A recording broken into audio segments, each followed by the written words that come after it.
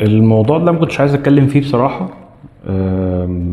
عشان انا عارف ان كلامي هيتاخد في حتة ثانية، ده ميسي وبتطبل لميسي والكلام ده. بس الموضوع ده كبير قوي، خلينا اسألك كام سؤال كده، ايه اللي هو كده يعني هنتات. هل لو ميسي كان بيلعب مع منتخب البرتغال، وهل لو كريستيانو هو اللي كان بيلعب مع منتخب الارجنتين بمواصفات ده ومواصفات ده، يعني احنا هنا مش هنغير اي حاجه، هنجيب ميسي نحطه في البرتغال ونجيب كريستيانو نحطه مع الارجنتين، كانت لعيبه الارجنتين هتحب كريستيانو وتحترمه؟ وهل لعيبه البرتغال كانت هتحب ميسي وتحترمه؟ نسال سؤال تاني، هل اللي لعيبه البرتغال عموما بتعمله مع كريستيانو رونالدو ده طبيعي؟ يعني هل ده الصح اصلا ولا ده غلط؟ بص، خلينا نكون واضح معاك بدل موضوع الالعاب اللي انا بلعبها دي. خلينا نقول ان تصريح روبن نيفيش هو تصريح شخص مراهق، عيل صغير مش فاهم هو بيقول ايه حرفيا يعني. بس هل كريستيانو قدم السبت عشان يلاقي الحد؟ لا.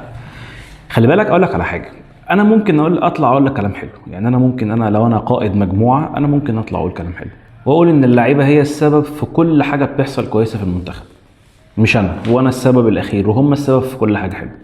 بس في نفس الوقت برضه ممكن ما تكسبش الاحترام، لانها ما بتجيش كده.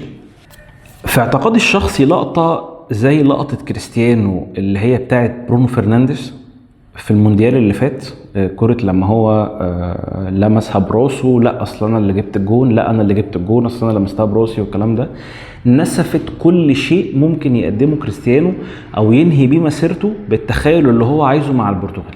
ليه؟ لان في اللحظة دي كانت الفرصة الوحيدة اللي كريستيانو كان ممكن يستغلها صح ويبني علاقة قوية، علاقة قائد بجروب، ويخليهم بقى مش بيستنوا ميسي لحد ما يجي كده في الممر بتاع الفرق وميسي اورا والكلام ده، لا، هيخلوا كريستيانو فعلا بطل شعبي، لانه البرتغال عموما دولة ما انتجتش في كورة كتير. يعني خلي بالك هنا اللي بيحصل مع ميسي مع المنتخب الارجنتيني هو العكس المنطق، مش ده الطبيعي اصلا، بسبب الطبيعي ان كريستيانو هو سوبرمان البلد دي، هو المنقذ للبلد دي. هم فعلا كانوا ايه، عارف انت افلام مارفل وافنجرز والحاجات دي، لما بيجي دولة من الحطام وبيجي البطل الخارق بقى يلم الدنيا وبتاع وسوبرمان انقذ المدينة والجو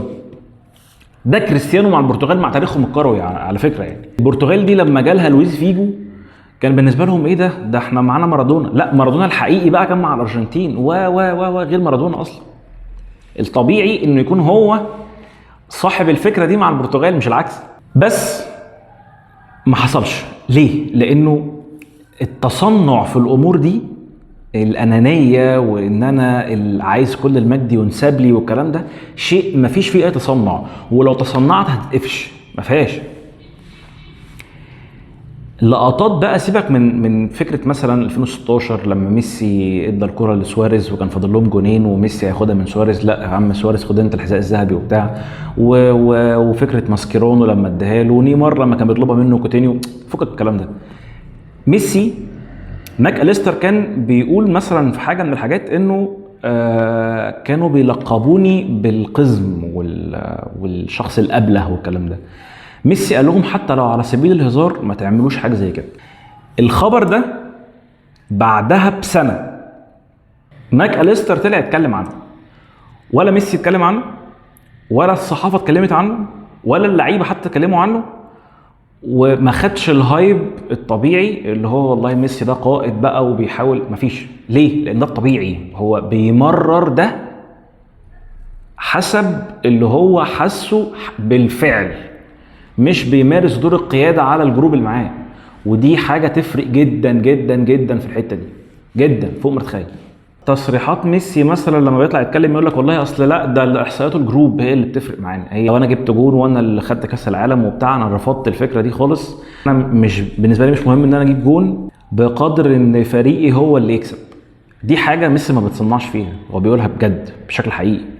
وبناء على ده القصه بقى بتاعت ميسي لما خسر النهائي ومتخاذل وبتاع، واللعيبه دي عاشوها هم اطفال مع ميسي وطلعوا عليها، يعني طلعوا لقوا ميسي بيتقال عنه الكلام ده وشايفينه مظلوم. يعني هم شايفين ان ميسي في القصه دي مظلوم، مش شخص يستحق الكلام ده. ليساندرو مارتينيز وكان كريستيان روميرو، اللعيبه دي كلها طلعت قالت بعد ماتش هولندا وماتش استراليا في مونديال 22، قال لك لا احنا اصلا مش جايين هنا عشان احنا نحقق مجد لينا، احنا عايزين الراجل ده يحقق البطوله، لانه ما قدمش اي شيء من انواع الانانيه. هو ما بيتعاملش معاهم على ان هم محطه في حلمه. ده الشيء اللي فشل فيه كريستيانو رونالدو. كريستيانو طول الوقت بيتعامل مع اللعيبه اللي معاه على اساس ان هم انتوا بالنسبه لي ممر، انتوا بالنسبه لي محطه على تحقيق حلمي، ايا كان بقى انتوا بالنسبه لي مش مهمين.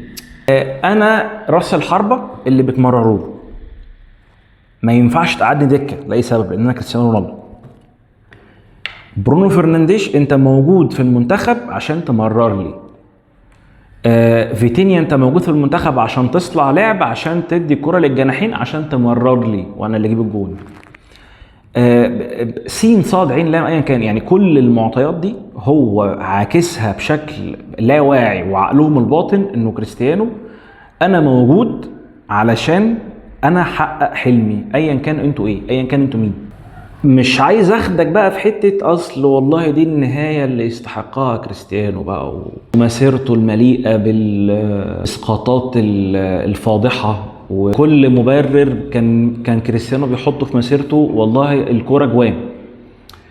فلما يجي مثلا موسم بالون دور بيقاس على الاهداف زي ليفاندوفسكي مثلا، لا والله اصل الكوره دي انت لازم تحقق بطوله في مسيرتك ولازم تحقق بطوله لمنتخب بلدك. فيجي ميسي في كوبا 2021 مثلا يعمل نفس المعطى اللي كريستيانو قاله فياخد البالون دور بناء على اللي هو قاله، فيجي يطلع يقول لك لا والله اصل المعيار هنا كذا فيخسروا تاني.